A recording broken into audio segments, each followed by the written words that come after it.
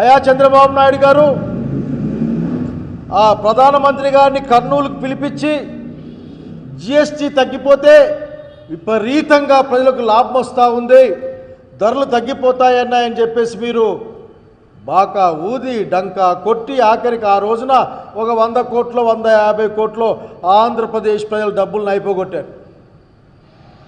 ఒక 18% తగ్గిపోతే 28 నుంచి ఎక్కడ ప్రజలు బాగుపడతారని, ఎక్కడ ప్రజల దగ్గర 4 డబ్బులు మిగులుతాయి అని జిఎస్టీలోంచి 10% మినహాయింపు వస్తే మీ బాబు గారి ట్యాక్స్ వలన ఇంకొక 10%. నిజంగా మీకు నిర్ణయం చేసేటప్పుడు ఏమాత్రం సోయి ఉండదా? ఏమాత్రం ప్రజల పట్ల బాధ్యత ఉండాలన్న ఆలోచన మీకు ఉండదా? ఎంతసేపు ఆఖరికి ఏమాత్రం కూడా జనం గురించి పట్టించుకోకుండా నిస్సిగ్గుగా 10% అయినా రాబోయే కాలంలో వెహికల్స్ పైన ట్యాక్స్ వసూలు చేస్తారట. ఈ ట్యాక్స్ వసూలు చేసి ఒక 200 కోట్లు సంపాదిస్తారట.